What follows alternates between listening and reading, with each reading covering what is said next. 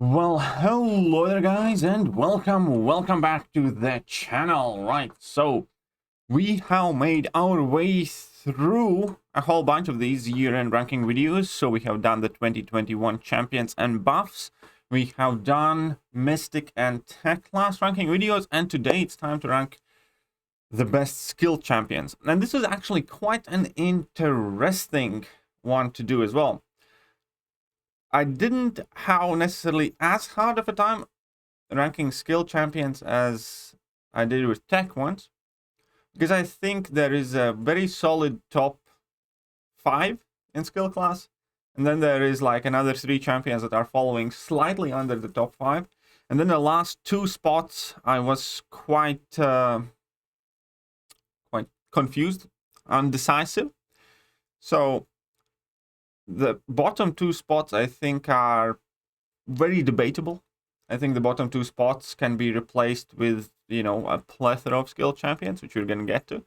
But before we do, it's very important to understand that this video is going to reflect my opinion. It's not a fact. I don't think that, I have some sort of ultimate authority to decide and assign these rankings. This is just merely a representation of the way I see the game and the way I value these champions. You can see it differently, and that's perfectly fine. I do not think more or less of you because of it, and nor you should of me. Please remember that I'm just trying to express how I see the game here. I'm not trying to insult your family. I'm not trying to pick a fight. I'm not trying to cheat or, I don't know, insult your favorite champions here. If you like some champions more than I do, or if you value them higher than I do, that is perfectly fine. I'm sure that I enjoy or value some champions higher than you do as well. But the point of these videos is to encourage discussion. Ask people why are some champions good and why they are maybe not as popular, and things of similar nature. So let's get to it, keeping an open mind right there. So we are back again, once again, on Auntmay website, which is a perfect tool for showcasing these videos as well. And we're going to start with champions that didn't make the top 10 list, that a lot of people will have perhaps some expectations to see them. And again, as I said, I was struggling to assign last 2 bottom spots, I would say. And, the champions that I'm going to mention here could very easily be, let's say, debated or persuaded on spots number 10 and 9. The top 8, I think, is, at the very least, in my opinion, kind of somewhat more concrete. But the 8 and 9 definitely can be discussed further. And champions that didn't make the list, for instance, Black Panther OG. I didn't include him in the top 10 list. I didn't include, this time around, actually, Crossbones, who has had some sort of a fairly big fall from grace, because I think previously I put him in spot number 7. But unfortunately, I personally like Crossbones. I use him here and there, but I don't think he has had a significant impact game-wide. I haven't seen too many people rely on him. I haven't seen, him being often touted as like some of the best options. And he was one of those instances where when his buff went live, his stock was super high because that was the honeymoon phase, and then kind of like lowered a bit. I do think he could make potentially at somewhere in the bottom of this list. I didn't include him this time. I personally, like mine. I use mine here and there, but I did not include him in the top 10 list.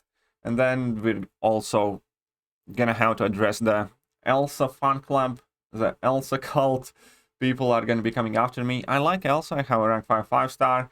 I enjoy using her, here and there, but I did not put her in top 10.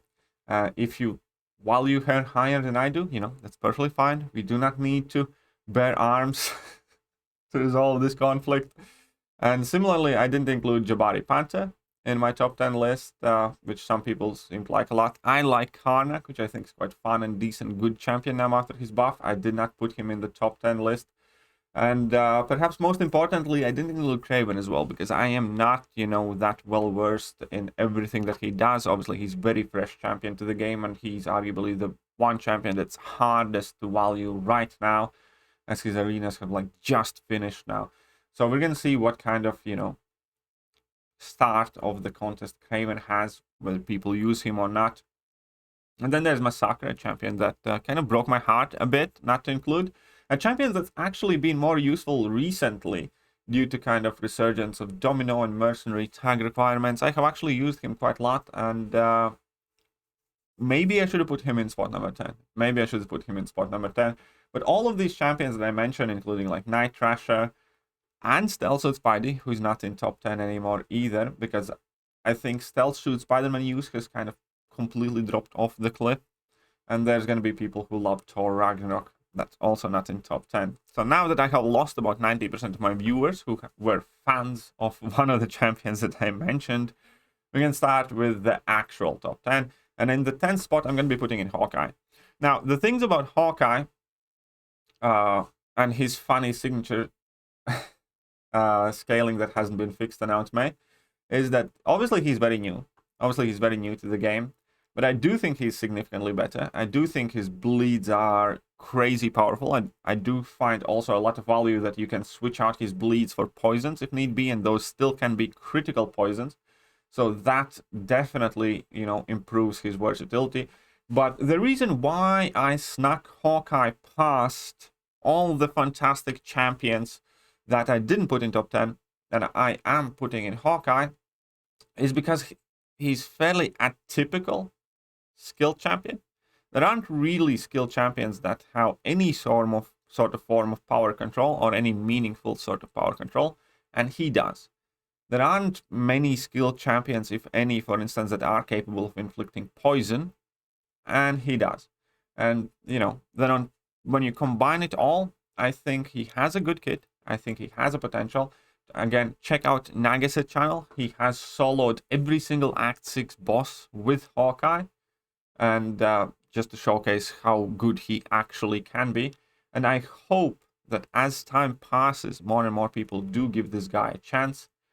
I would like, obviously, if his damage would be higher after the bug fix. I think they could easily have increased it slightly on the base damage. But his damage over time is crazy powerful. He still has a very powerful damage output. It's just not in the form of big yellow numbers. It's in the form of damage over time effects and big red numbers.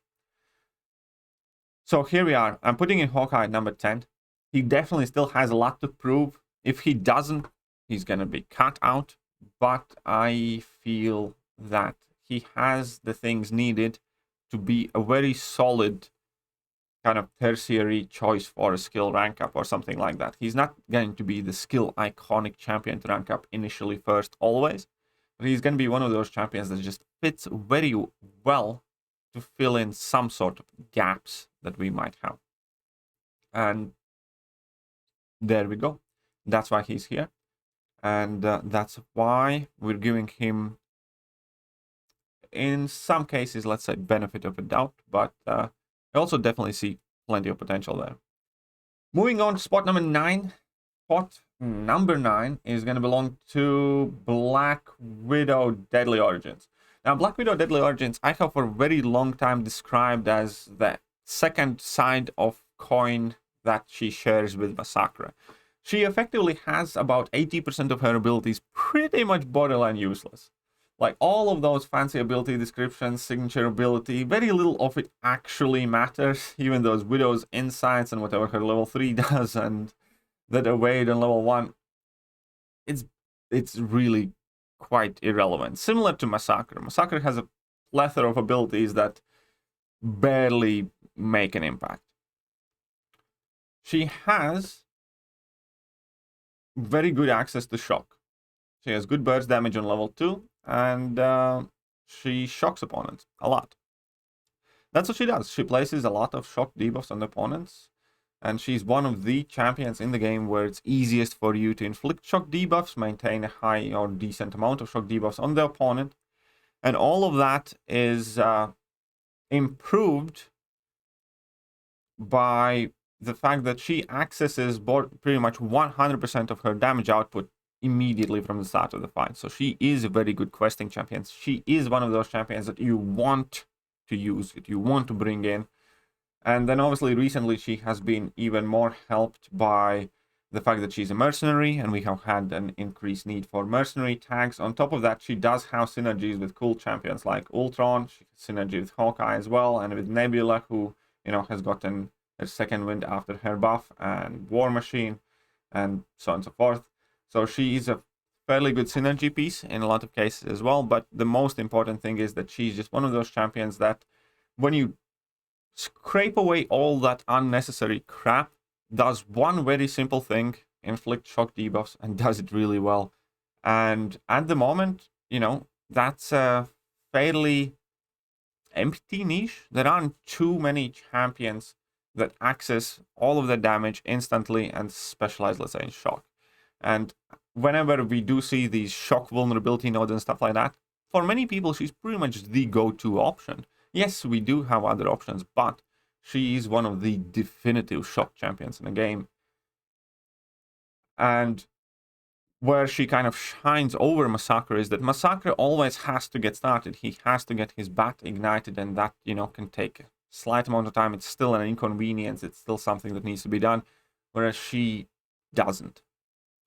So there is more value to be found in that than a lot of people realize. The fact that she's a champion where you can just enter the fight and finish the fight. It doesn't matter whether you use a special attack or you don't use a special attack. Ideally, if you can, you want to drop to the level 2. That's just about it. Very straightforward champion to play, use, and very effective.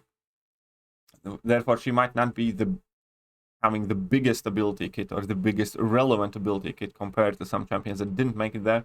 But that's not often what's needed. What's needed is effectiveness. And she's an effective champion. Spot number 8. Everybody's favorite monkey. Now, in past, I have been accused of being a monkey hater, which I have never really been. But I have never been able to overlook the fact that he is a squishy guy. And he truly is. Which, thankfully, is somewhat mitigated by having this guy as a 6-star because of adrenaline and because, you know, giving extra tankiness in Act 7, things like that. He is a solid champion. He has his weaknesses, and this is more or less where I see him fit in. One of the things that I personally appreciate most about him is how well he runs with Liquid Courage and Double Edge. He's one of the very few, you know, Liquid Courage, Double Edge friendly skilled champions that also, you know, can perform well enough without them. But you really typically do want to run Liquid Courage, Double Edge, I'd say, with this guy. And you know, a lot of his abilities might seem complex. They're really not all that tricky, and you're not gonna end up using him to stop opponents, evading, stuff like that. You're gonna use him for his guaranteed crits, for his damage output, for his ability to shrug off debuffs, and that's kind of pretty much what he is for. Additional plus to the champion is that he, like Black Widow Deadly Origins, does not really need to be awakened either in order to perform close to his maximum potential. And there is a reason why as many people like this guy. And as an added side benefit, as an added side bonus, this sucker is carry defender as well. Because this guy is one of those where you make one mistake, 5-hit combo, and you're dead. Because like 3 of those 5 hits are guaranteed crits, and it just never ends well. And then when you knock him down, obviously there is the shrug off stun or evade, and everything else goes downhill from there. So he's also an annoying defender, which, you know, is a slight bonus here, but his offensive abilities, I think, are valuable enough to make him viable in the top tier content. Unfortunately, I do think everything that this guy stands for gets outclassed by a mole, coincidentally, but he is a good alternate option in case you don't have a Moleman, or in case you just want to bring in 2 champions for like specific tasks and stuff like that. But pretty much everything this guy does, I think, can be done better with Moleman, which might be one of the reasons why he never kind of like took off even more after his initial release. Okay, let's move on to spot number 7. And spot number 7 is going to be a champion that a lot of people kind of initially wanted to slide up in like top 3 skill position, maybe even higher, and it's Falcon. Unfortunately, facing the harsh realities, I think that the period where Falcon was at his highest flight has passed. Because when his buff went live and when it got popular, there is good reason for it. It's because he answered majority of the big problems in the game.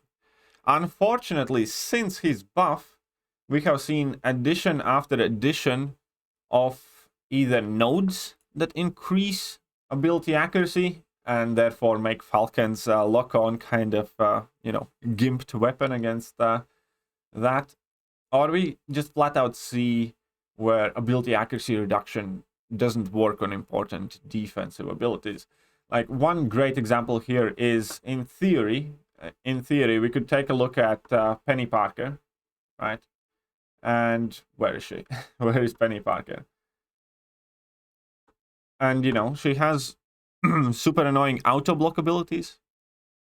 And then she basically says that her auto block cannot be prevented by true strike and true accuracy, which is like fair enough, in which case Falcon should be amazing to stop this. But it also says that, ability accuracy cannot be reduced for this, and therefore even like the less direct counters for these abilities are, just irrelevant. And we get more and more of these things.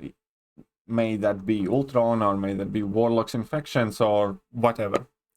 It's just that Kabam likes to somewhat either cheat the system that they themselves have created, and they are creating more champions with increased ability accuracy. They're putting in more nodes with increased ability accuracy, or they just flat out go that the ability accuracy of these abilities cannot be reduced. And all of that has had quite detrimental impact to Falcon. Now, he's still a great solution for a ton of issues, but we cannot pretend that that has not hindered his value. I like him. I have him at rank 3. I eventually did take him up. And, I have gotten my money's worth out of the champion. But again, unfortunately, there are more and more instances where that guy should be able to work, but doesn't for one BS reason or another. So he's not going to make it back up to top 5, in my opinion. And he's not going to make it anywhere higher than he is right now. Maybe one spot if you are a Killmonger hater. And Killmonger has had a fairly different effect, because I think that Killmonger has aged better than majority of the champions in game. And Killmonger's kit is becoming more and more relevant. Now, he has always been very solid champion, kind of like, sturdy champion with access to true strike, which has been appreciated. But there are more and more Killmonger's abilities that are gaining value these days. His level 2 always has been popular, where you can tank special 3s with that level 2, which is awesome. But there are like 2 more aspects that have increased significantly in value about the character. And the aspect number 1 is his level 1. His level 1 can let you go unstoppable and basically just let you intercept with that unstoppability, or just gain an alternate opening to opponents. And in Killmonger's case, that's often used, or primarily used, against, stun immune opponents or debuff immune opponents or what have you. And that is a very valuable ability. That is a very significant portion of why Ghost is as popular as she is, or why Kitty Pryde is as popular as she is, because you do not have to rely necessarily on intercept or parry to start bashing your opponents. You can just put up a block, hold it, let your opponent tap your block one time and immediately counter it.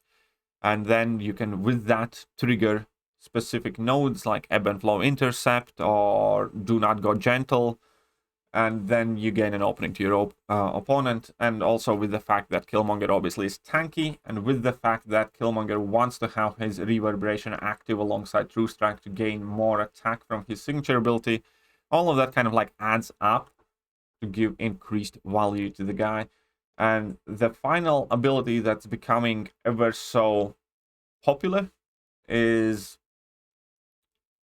at the start of the fight, with Vibranium Armor provides 733 armor rating, and Killmonger gains 15% of his missing power each time a debuff is inflicted against him. And if you're under armor break, it's disabled. But that power gain that he gets whenever you get debuffed is also becoming more important and more popular, because there are more and more nodes that inflict relatively harmless debuffs or moderately annoying debuffs, like some sort of fatigue where you crit less, or recently we have had that, I think, stifle debuff, where if you strike the opponent, your combat power rate is reduced by X%, but you just gain all the power that you need from these abilities, and you can just spam specials like a madman. That ability is becoming more and more valuable as more and more nodes inflict significant amount of debuffs on you for some random BS reasons, and it serves as a significant power up for Killmonger. I think he's very well-rounded, very reliable, very sturdy champion with a lot of out-of-box uses, so to speak. And I like him. I like him a lot. I think he has a role to play. He has also made more and more comebacks in Alliance War and other game modes. And I think we're going to see his value continue to rise, perhaps with the release of solo competitive mode, as he is quite a nasty guy to go up against. And I think that's a very solid spot for Killmonger. And now we're going to be moving on to top 5. And top 5 is obviously extremely subjective. And this time, this is going to be the biggest shocker, but listen out for me. In spot number 5, I'm going to be placing Aeon, but there is a very good reason for it. I am basically discarding Everest content, or at the very least minimizing Everest content importance on this ranking. Therefore, he has slipped down a bit, because we all know that that is where he shines, whether it's Labyrinth, whether it's Abyss. But the question often these days is Aeon worth rank 3 for Abyss? Because you're not really chasing rank 4 resource in Abyss, you're just chasing more rank 3 resource in Abyss, and obviously even less so in Labyrinth. And I want to move the conversation, at the very least, somewhat aside from the fact that he is Everest content GOAT for most part. There are champions that might do some things better than he can, but you know, he's fairly straightforward to use, and he's always one of the, if not the best option for a ton of the fights there. But we're going to be talking about Aeon as a champion in general content. And I think that never gets discussed enough. I could very easily put Aeon back up in second spot right now, like I always used to do. But with shifting him down to 5th, I'm not trying to diminish his importance. Quite the contrary. I'm going to be telling you that I value Aeon as 5th best skilled champion in the game right now if Labyrinth and Abyss does not exist. Because fact of the matter is that he was still one of the MVPs for Act 6. Because once you get him going, he answered a ton of problem fights that other champions just couldn't. Fact of the matter is that in 7.2 and especially 7.3, we could see increasingly this guy returning, because he just fills those niche roles that are needed. A good example of the lanes where Aeon was one of the best options, where all of those shock vulnerability, got a light kind of type of nodes, where you also had to combine it with the double determination. But they had that node where when you knock down the opponent, you know, they got debuff immune. So that node was made in a weird balance where you need to have debuffs in order to do damage on the opponent. Any champion has the ability to place those debuffs, but at the same time, you don't want to overdo it or they're going to gain too much power, and you don't want to be knocking them down too much either. And it turns out that for every single one of those nodes, Aeon was pretty much the perfect answer. Because as you ramp him up, he crits a lot. The nodes will let you inflict those shock debuffs, and you will not have too many of them, so you'll have ability to maintain, you know, a reasonable pace of the fight without having to bait out special attack every other second. And Aeon just fits into the uncomplicated description of high damage output champion that does not rely on a ton of debuffs and does not need to throw a special attack or a heavy attack. On top of all of that, obviously, then it comes his ability to bypass evade at 150 combo, and ability to shrug off debuffs. And really, a lot of people overestimate how high of a combo you need on Aeon for him to be a good champion. At combo of 100, he already does a ton of damage and shrugs off pretty much everything. At combo of 150, he bypasses evade like a champion. And that already is easily accomplishable in these Act 7 and Act 6 fights. And it only takes like 1 or 2 or whatever fights to get there. And if Abyss and Labyrinth doesn't exist, I still put Aeon in top 5 skill, which is why I moved him down here, which is the reason why I want to. How people pay attention to the fact that Aeon's not just for Labyrinth and Abyss. Aeon's for a ton of different things. It's not going to be good for everything, but there is a ton of use for this guy. And if those pieces of content didn't exist, I'd still put Aeon in top 5 skill champions. If, obviously, you don't get hit in the face every 3 combos. Big if. Anyways, this is where I put Aeon on purpose, just to have some more people hopefully listen. Finally. And now top 4. On the 4th place, I'm going to put Shang-Chi. Shang-Chi is an awesome addition, 2021 champion. I know that a lot of people have absolutely fallen in love with the guy, and I really like him too. I use him a ton. I think he has really solid debuff purifying abilities. I love his guaranteed crits on level 2. Very, very good. Probably the best skill slow champion now in the game. That it's very easy to maintain that slow. And also, I love the fact that you can find very easy openings with your Wushu strikes. You don't need to intercept. You can just start tracking opponents' block, and then you can stun them. And the fact that you can crit through blocks, and, you know, guy has a ton of abilities, and most of them are good. Great. Solid damage output. Not as big of a damage output as many people think, but it is quite solid.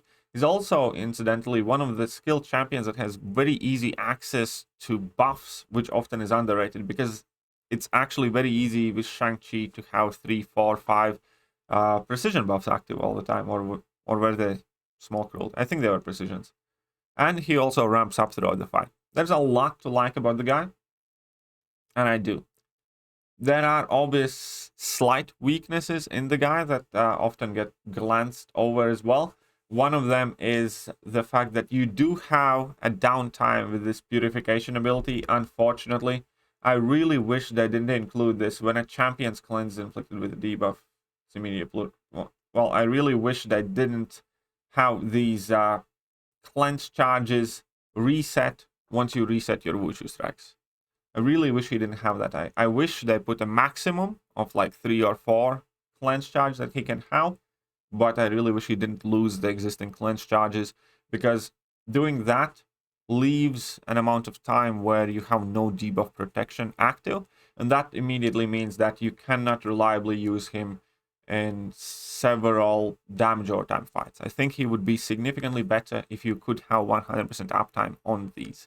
Since you can't, there is a plethora of fights where you have to deal with damage overtime effects, where you can't quite bring in Shang-Chi, or you will not necessarily immediately die, but you will lose significant amount of health over the course of the fight. And then the second thing that I have found quite often slows down Shang-Chi is the fact that he has no power control. Often becomes the problem with Shang-Chi, because it's always very easy to find the opening, but you wish you had some sort of infuriate or taunt or, I don't know, suppression debuffs just to let you be more aggressive, because often when you end up making mistakes with Shang-Chi, it is when opponent is at 2.9 bars of power and you're trying to bait out a special attack. Other than that, I like his rotations. I like how easily it is to customize with the guy. I like how good he interacts with skill power boost. And yeah, I think he's awesome. I think he's a great addition to the contest, and very well worth of top 5 skill. And now we have talked about this in the past. Second and third spot is the best buffs of 2021. We have Moleman and we have Kingpin. So Moleman is number 3, Kingpin is number 2. If I need to talk a little bit individually about them, which I don't think I really do, but here we go. Moleman's awesomeness comes from his unrivaled access to true accuracy. You just enter the fight and opponents can't wait. And if you really think about it, there are hardly any champions who have that and so reliable and so easy. It's not reliant on a buff. It's a passive ability.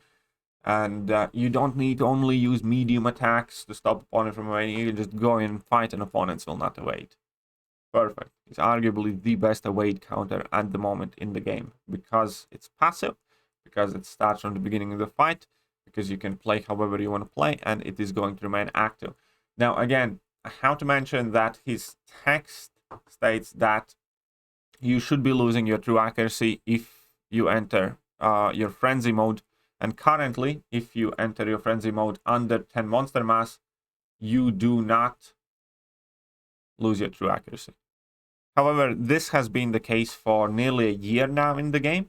I highly doubt it will change.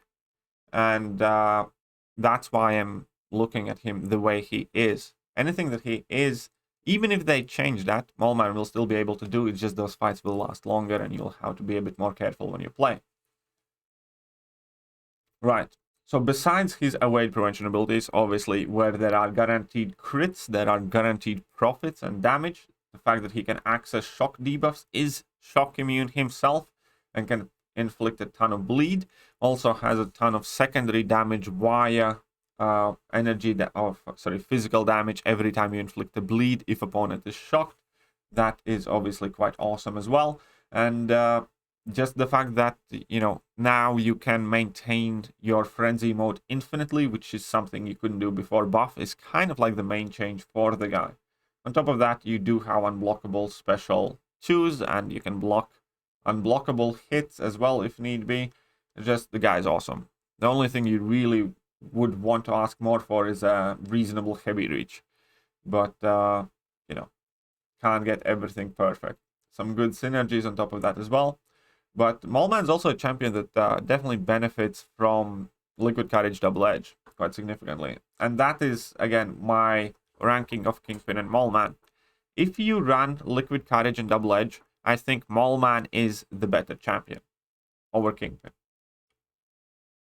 If you do not run Liquid Courage Double Edge, I think Kingpin is the better champion in that instance. However, both of these champions are still very powerful under their less preferred mastery setups. Kingpin still has a ton of value even if you run Liquid Courage Double Edge, and Moleman has still a ton of value if you do not. But Kingpin, again, talk about the guy with his unblockable special attacks, with his infinite healing, super sustainable. One of the easiest access to unstoppable buffs in the game. You just need to either use level 2 or drop a heavy attack. It's very important. And a ton of attack increase and infinite abilities to shrug up debuffs. I like his debuff shrug that even without the hood synergy, you will always shrug off debuffs once you reach 8 debuffs on you. Therefore, quite often you don't even need that hood on your team, and you will still get rid of everything that is potentially hindering you in the fight. You might not do it instantly, but you will get it done. That hood synergy is only, you know, more important when you're dealing with damage over time effects. When you're not dealing with damage over time effects, you don't really need the hood synergy for most part.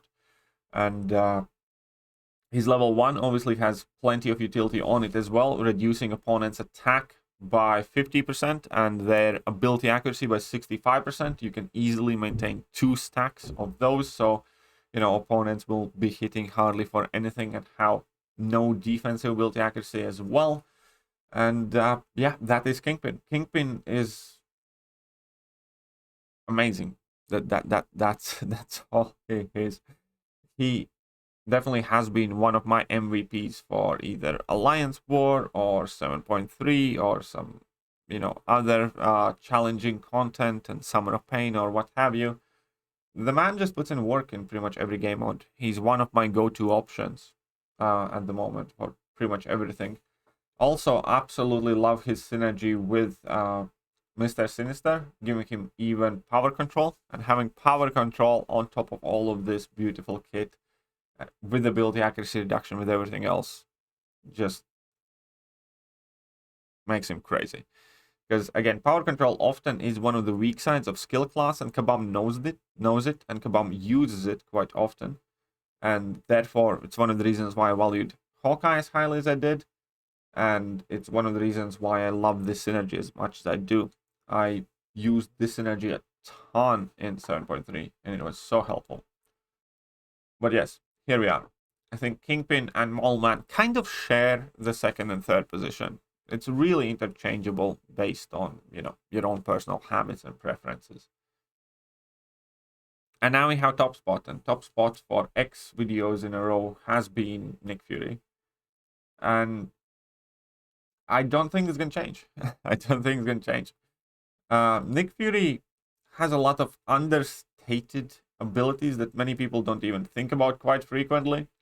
And yes, he is a champion that's somewhat reliant on bleed for his maximum damage output. But thanks to his life model decoy being destroyed and gaining him Fury's Fury, even in matchups where opponents are in fact bleed immune, he can do more damage than an average champion. With that Fury buff, he does have a significant damage buff. On top of that, I like the fact that he has access to passive bleeds in his base kit, which I have managed to utilize in plenty of different scenarios, most notably against Magneto, when Magneto was map 7 mini-boss. Magneto has 90% bleed debuff resistance, but it doesn't work against the inner bleed. So what you do is just spam your parry medium heavy, get inner bleeds going, and that damage does not get reduced, for instance.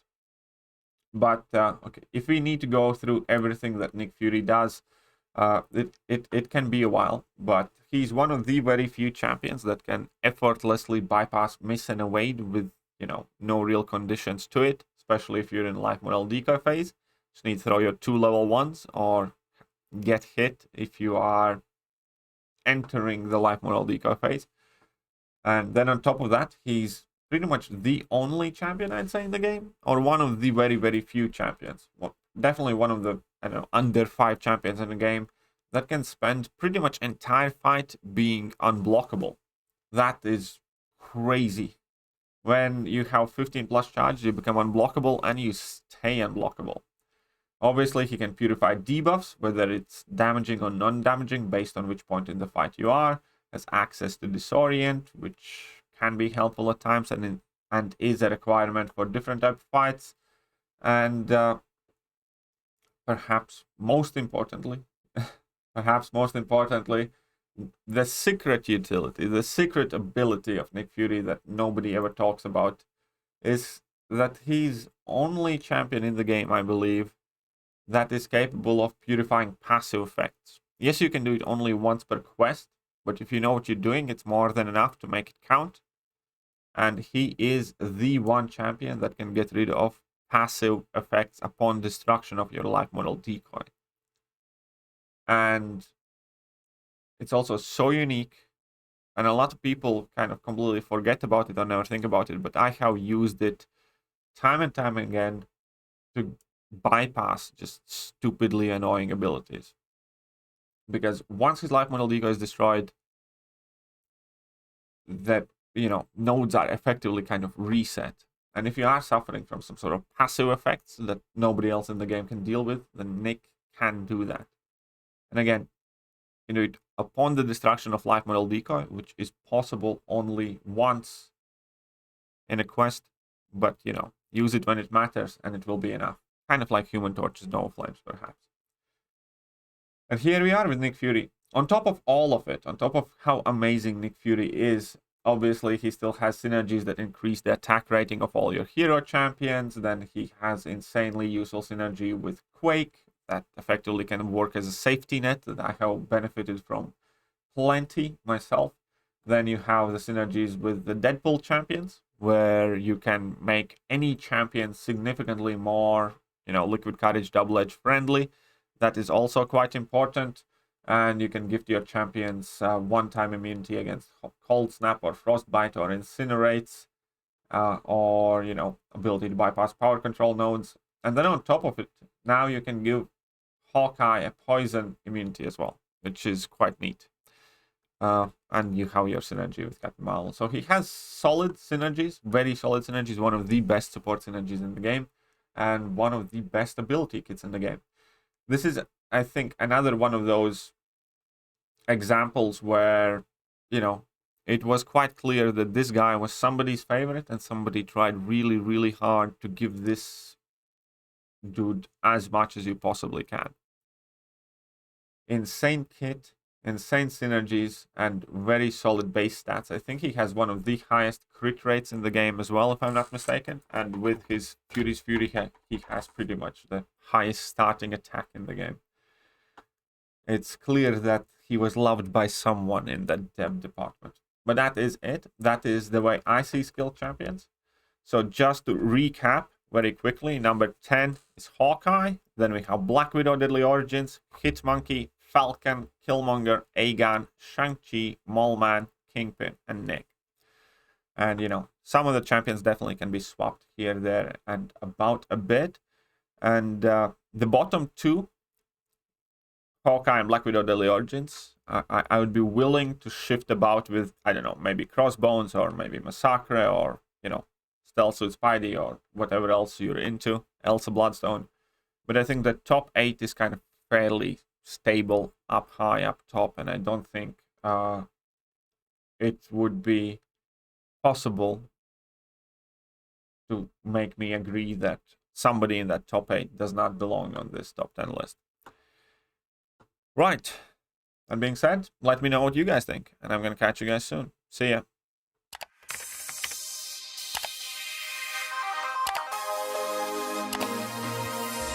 Hello there guys and welcome back to the channel. So we have all the information about